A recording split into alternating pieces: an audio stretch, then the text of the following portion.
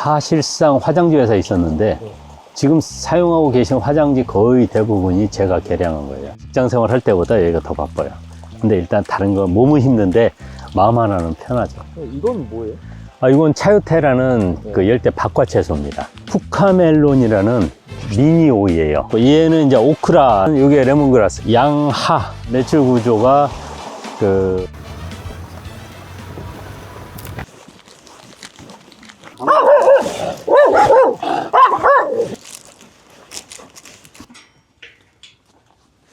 이렇게 방문해 주셔서 감사합니다. 저는 여기서 농사 짓고 있는 김영민이라고 하고요. 여기서 하시는 거는 지금 수확철인 이제 을은 좀 먼저 보시고요. 그 다음에 지금 수확 들어가야 되는데 이제 쿠카멜론 있고 차요테, 그 다음에 이제 봄철에 산마늘, 그리고 눈개승마, 그리고 오가피, 엄나무순, 이끼가 다래, 시나물부터 시작해서 파도등나물, 그 다음에 부지깽이나물, 그 다음에 삼립나물. 총 몇 가지 정도 되는 거예요? 전체 품종별로 세분하면은 약 100여 종 정도 있고요. 그걸 압축하면은 한 50종류가 있고요. 그 중에서 우리나라에서 한두 명만 갖고 있는 품종이 한 4~5종 됩니다. 농장 규모는 어느 정도예요? 1720평이 좀 넘고요. 그럼 이거는 뭐예요? 이거는 쿠카멜론이라는 미니 오이예요. 그 어릴 때는 오이 맛에 새콤한 맛이 들어가 있고요.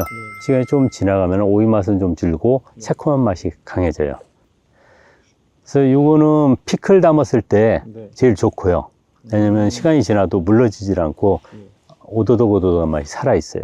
근데 얘가 수확할 때 좀 문제가 있어요. 뭐냐면은 얼룩무늬가 있다 보니까 거리에 따라서 크기가 달라 보여요.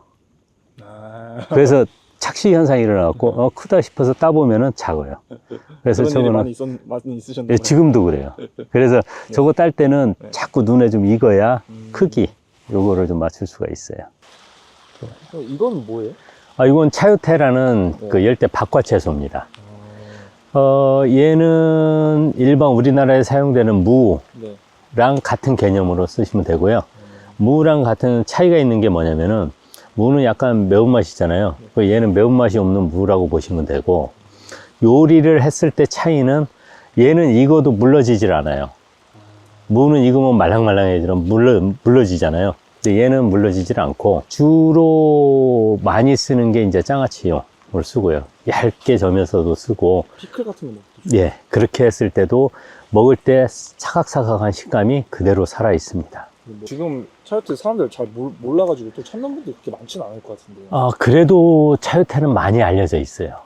예상보다. 저희가 처음 할 때 10년 전에는 아시는 분이 없어갖고 온라인에서 호기심으로 키워보시는 분들이 많았는데, 그때 이제 저희가 하는 얘기가 있어요. 하나를 심으면 집을 덮고 2개를 심으면 그 주변 옆집까지 다 덮는데 3개를 심으면 동네를 덮는다고. 이게 성장이 굉장히 빨라요. 쭉쭉 가는데 보통 한 줄기가 크면 거의 한 20~30m씩 가요. 그렇기 때문에 완전히 덮어버려요. 그냥 생으로 드셔도 요건 되고요. 한번 드셔보세요. 다만 껍질에서는 약간 미끈미끈한 진이 있어갖고 피부가 약하신 분들은 살갗이 살짝 벗겨질 수가 있어요. 그래서 드셔보세요.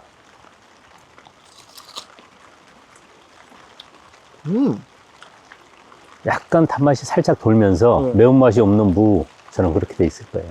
이거 엄청 아삭아삭하네. 예. 과육이 굉장히 단단해요. 보여드리는 건 이게 레몬그라스예요. 이게 레몬그라스네. 예. 얼핏 봐서는 그 억새랑 비슷하죠. 갈 때는 외줄기로 올라오는데 억새는 이렇게 모여서 크거든요. 그래서 억새랑 거의 형태가 비슷하죠. 요거는 잎을 비벼서 냄새를 맡아보시면은 레몬 냄새가 날 거예요. 아까 저 올 때 바닥에다 레몬그라스 이 손질한 걸 다 깔아놨을 거예요. 이렇게 바람이 안 오고 비가 안 오면은 거의 지나면은 레몬 냄새가 싹 올라와요. 잎은 주로 차로 많이 마시고요. 그 다음에 줄기 쪽은 차로도 드시는데 생선 요리나 할 때 그거를 잘라서 넣으시면은 비린내라든가 잡냄새를 많이 잡아주죠. 그 향이 레몬 냄새가 나기 때문에 굉장히 좋습니다. 이게 씨 떨어진 쿠카멜론이 그냥 덮어버려고. 얘는 이제 오크라라는 식물이에요. 예, 얘는 지금 화면은 이렇게 잘라서 먹기도 하고요. 고추같이 생긴. 예, 이렇게 돼 있어요. 요거는 한번 드셔보시겠어요? 맛이 어떤가? 밀신 성분이 있어갖고, 네. 마처럼 네. 좀, 끈적한. 예, 뭉클뭉클한 성분이 좀 있어요. 미끈미끈한 성분이 있죠. 끈적거리는 것보다 미끈미끈한 네, 성분이, 예, 마도 그런 성분이거든요. 네. 그래서 이게 건강식으로는 좀 많이 드시는 편이에요. 비가 많이 와서. 그 보시면은 여기에 들어가 있는 게 양하라는 품목이에요. 양하. 이게요? 예. 이게 이제 생강처럼 생겼을 거예요, 잎이. 네. 다른 데서 제주나 이런 데 양해라고도 부르거든요. 얘는 속에서 꽃봉오리가 나와요. 그 꽃봉오리가 피기 전에 수확을 해서 장아찌나 아니면 고기 요리. 얘는 육류랑 딱 맞거든요. 그거 썰어서 하면은 고기 맛이 상당히 좋아져요. 한번 비벼보시면 생강 냄새는 안 나고 일반 진저, 생강과 있죠? 그런 냄새들이 날 거예요.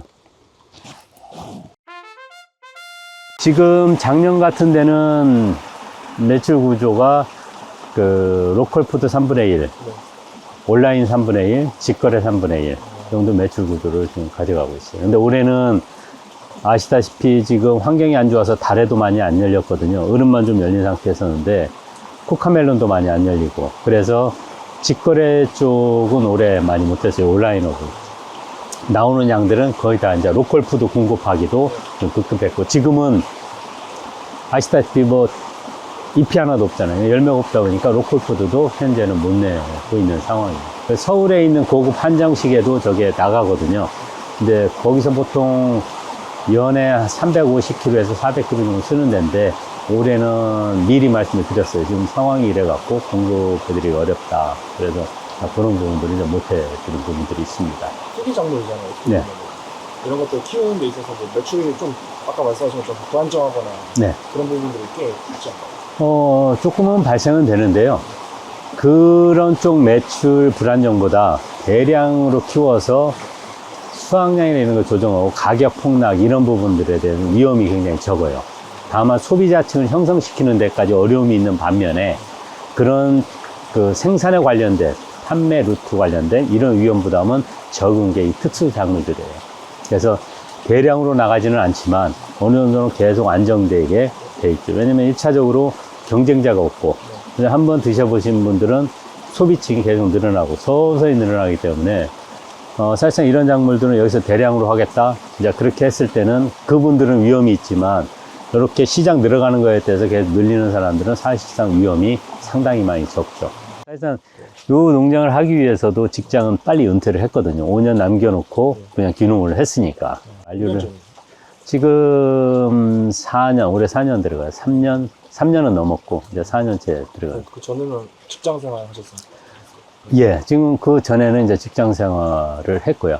지금 사실상 화장지 회사에 있었는데, 지금 사용하고 계신 화장지 거의 대부분이 제가 개량한 거예요. 그래서 무영광이라는 화장지 처음 개발해 갖고 대전시에서 99년도에 이제 신지식인으로 지금 선별됐고요. 그 뒤로부터는 지금 우리나라에서 탑 브랜드, 탑 고품질 그 제품들을 개발해 갖고 우리나라 최초로 개발한 것들이 지금 현재는 다 보편적으로 좀 사용하게 됐어요. 되게 잘 나가셨을 것 같아요. 은퇴를 하시고 바로 이렇게 크게 농사 또 짓는 이유가. 예. 직장 다니면서 이제 결혼하고 집사람한테 얘기했죠. 그때는 정년이 55세였었어요. 그래서 내가 55세가 되면은 정년 퇴직하게 되면 헤이즐넛 농장을 하겠다. 그래서 그때부터 이제 준비를 했었죠. 왜냐면은 그 학교 다닐 때 묘목, 그냥 헤이즐넛 묘목 갖고 있던 거를 집에 베란다에서 계속적으로 그거를 교잡하고 번식하고 이런 거를 갖고 있었거든요. 그래서 그거를 가지고 정년 퇴임하면 그걸 하겠다. 이제 그게 55세였었는데 지금은 60세로 늘어났잖아요. 그래서 55세가 되는 해 이제 고민이 된 거죠. 그 전부터. 이거를 예전에 하려고 했던 거를 지금 해야 되느냐, 5년 동안 더 직장 생활을 해야 되느냐, 이제 그런 부분들이고, 그 전에 이 농장은 이미 다 어느 정도는 조성이 됐었죠. 한 70% 정도는. 그래서 집사람이랑 상의해서 은퇴를 하고 귀농을 해야 되겠다. 그래도 더 늦어서 그 힘이 없는 것보다는 앞으로 살아있는 동안에 그 이거를 해야 된다면 조금이라도 빨리 하는 게 낫다. 그래서 55세 딱 차고 나서 원래 옛날 정년 나이 끝나고 나자마자 바로 이제 은퇴를 한 거죠. 가족분들이 많이 응원해 주셨나요? 그 전에는 조금 불안했죠. 왜냐하면 이 농사라는 부분들이 수익이 그렇게 많지를 않아요. 그 대신에 이제 비용이 좀 많이 들어가죠. 약값이라든가. 그런데 사실상 저희 같은 경우는 약을 안 치니까 비용이라든가 인력을 써야 되는 이런 비용은 뭐 최소로 들어가는 거고, 그래서 수익이라는 부분들은 그 직장 생활할 때도 여기서도 수익은 꽤 났었거든요. 네. 그때도 판매를 하고 계셨어요? 네, 그 직장 다니면서도 주말에만 판매를 했었어요. 그래서, 이제 한두 품목씩 팔아보니까 이 소비자 찾고, 그 다음에 대기하고, 예약 주문 들어, 이런 부분들이 어느 정도 가능성이 있겠다. 그래서, 그 빨리 은퇴하는 거 결정내는 것도 거기에 이제 어느 정도는 도움이 됐었죠. 농사 은퇴하고 농사 짓기 잘 하셨다고 생각하세요? 예, 후회는 없고요. 지금은 상당히 좋습니다. 왜냐면은 예전에 회사 다닐 때는, 스트레스라는 부분들은 뭐 다른 분들 뭐 말씀한 대로 다 아시다시피 젊을 때부터 해서 계속 갈수록 스트레스 그 부분은 커야 되고, 거기는 생존 경쟁이잖아요. 그래서 이제 그런 부분들이 많이 좀 힘든 부분들이 있었죠. 그렇다고 뭐 사고 치거나 이런 거는 아니지만 어쨌든 그 부담이 있었는데, 여기 와서는 일단 제가 대장이에요. 놀아도 되고 뭐 이래야 되는데 살짝 못 놀아요. 직장 생활 할 때보다 여기가 더 바빠요. 근데 일단 다른 거 몸은 힘든데 마음 하나는 편하죠. 농사는 상당히 좋습니다. 아직은 많이 낙후돼서 그런데 상당히 미래적으로는 가치가 있고요. 다만 이게 일확천금을 얻을 수 있는 그 부분은 아니고, 소득은 자기가 본인이 한 만큼 나오기 때문에 어느 정도는 고생을 하신다고 생각을 하셔야 돼요. 다만 아까 말씀드린 좋다고 따라가서 하는 게 아니고, 실제적으로 내가 어떤 작물을 해야 될 것인지 그거를 판단을 해야 되죠. 그리고 귀농하시기 전에 꼭 보셔야 되는 거는 어떤 유통 루트를 할 것인지, 그 다음에 어떤 품목을 내가 선택할 것인지, 이거를 먼저 공부를 하고 하셔야 돼요. 농산물을 다 해놓고 이거 어떻게 팔아야지, 그 고민을 하시는 분이 대다수거든요. 근데 그렇게 하시면은 농사 짓기 힘들어요. 왜? 잘 나간다, 많이 나간다, 비싸다, 좋다, 이런 걸로 또 계속 바꾸게 돼요. 그래서 그렇게 해서 바꾸면서 실패하지 않으시려면은 사전에 유통을 어떻게 할 것인지 하고 작물을 뭘 선택할 것인지, 그 부분들을 사전에 꼭 염두에 두시고 도전하시면은 농사도 괜찮습니다. 여기는 개방된 곳입니다. 어느 분이 오시더라도 그 종자량과 이런 부분들을 다 재배하신다면은 그 노하우를 다 공유해드리고, 그다음에 언제든지 오셔서 커피 한 잔, 차 한 잔 드시고 가셔도 되고 맛 보셔도 됩니다. 은퇴 귀농인 화이팅!